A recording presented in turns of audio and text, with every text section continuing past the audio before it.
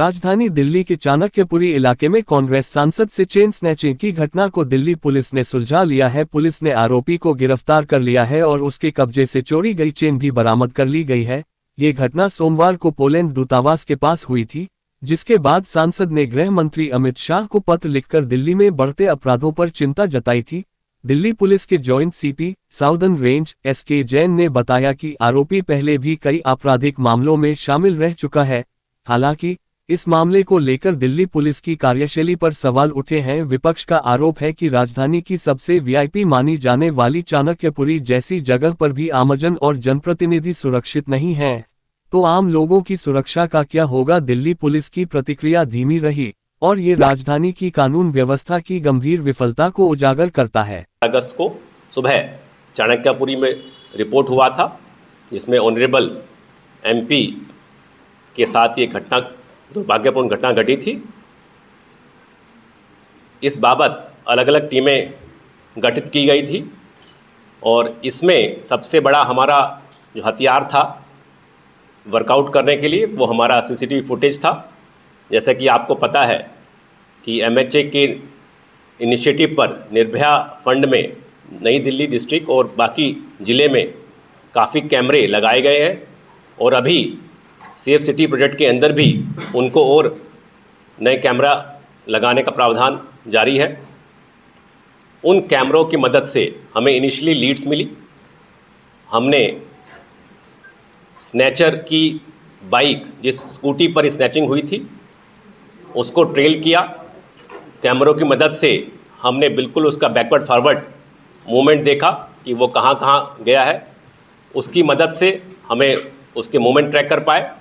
साथ ही साथ हमने अपनी टेक्निकल सर्विलेंस और लोकल इंटेलिजेंस की मदद से स्नैचर को आइडेंटिफाई किया और आज सुबह अर्ली मॉर्निंग हमने उस स्नैचर को रंगे हाथों पकड़ा और उसके इंस्टांस पर हमको जो स्नैच चेन थी वो रिकवर हो गई है। साथ ही साथ वो स्कूटी जिस पर ये स्नैचिंग की गई थी, वो स्कूटी भी रिकवर हो गई है। इसके साथ साथ इसके पोजीशन से हमें 4 मोबाइल फ़ोन चोरी के और एक बाइक जो HN दिन से चोरी हुई है वो भी रिकवर हुई है। इसमें सभी तीनों जिला पुलिस का बड़ा ही एक्टिव योगदान रहा और ये एक्यूज्ड सोहन रावत है, 24 साल की उम्र है। ये हैबिचुअल ऑफेंडर है। इस पर 26 मुकदमे दर्ज हैं और लास्ट ये अप्रैल 2025 में अंबेडकर नगर थाने में व्हीकल चोरी के मुकदमे बंद हुआ था और अभी फ़िलहाल 27 जून को ही ये बेल पे बाहर आया था। तो इसके साथ मैं 2 बातें और कहना चाहूँगा कि नई दिल्ली डिस्ट्रिक्ट का जो चैन स्नैचिंग की जो वारदात हैं, पिछले साल के मुकाबले 48% उसमें गिरावट है PCR कॉल्स में, क्योंकि जो पुलिस की पेट्रोलिंग, विजिबिलिटी और CCTV कैमरों का नेटवर्क है, उसका काफ़ी डेटरेंट इफेक्ट पड़ा है। साथ ही साथ डिटेक्शन रेट है नई दिल्ली डिस्ट्रिक्ट की, वो 83% है। इस साल 17 में से 14 मुकदमे वर्कआउट हैं, जिसमें कि हमने स्नैचिंग की जो भी आर्टिकल हो, चाहे मोबाइल फ़ोन हो या चेन हो, उसको रिकवर किया है।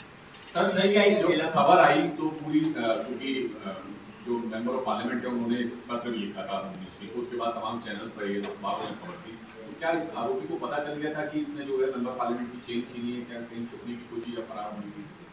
इसने छुपने की कोशिश की थी, बट जो कि मीडिया पर था तो इसको आभास हो गया था। बट जैसा कि हमने अलग अलग टीमों की मदद से इसको हम एक्टिवली ट्रेल कर रहे थे और उसी का नतीजा है कि ये हमने विद इन 48 आवर्स इसको वर्कआउट कर लिया। सर, जिस प्रकार MP मैडम की जो चेन स्नैचिंग हुई, उस पर पुलिस ने बड़ी मुस्तैदी से कार्य करते हुए इसको बहुत जल्दी वर्कआउट कर लिया। सर, क्या आम जनता की अगर ऐसा होता तो पुलिस इतनी जल्दी वर्कआउट करती है? यही मैं आपको बताने की कोशिश कर रहा हूँ कि अगर आप डाटा देखें, नई दिल्ली के 83% डिटेक्शन रेट है और साउथ जिले की मैं बात करूँ 65% वहाँ भी वर्कआउट है। तो ये कहना कि ये क्योंकि एक ऑनरेबल एमपी का केस था इसलिए पुलिस हरकत में आई, ऐसा नहीं है।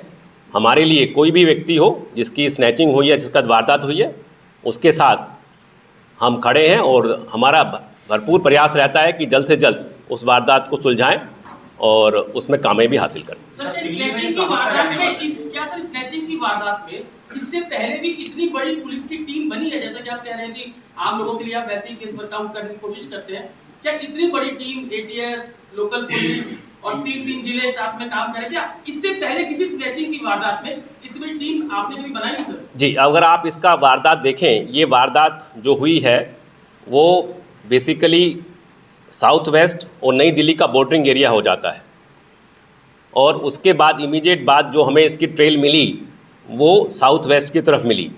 तो जाहिर है कि अगर वो साउथ वेस्ट में अगर एंटर किया और साउथ वेस्ट के हमें लीड मिल रही हैं तो साउथ वेस्ट की टीम को शामिल करना लाजमी था, तो इसलिए साउथ वेस्ट की टीम भी शामिल हुई।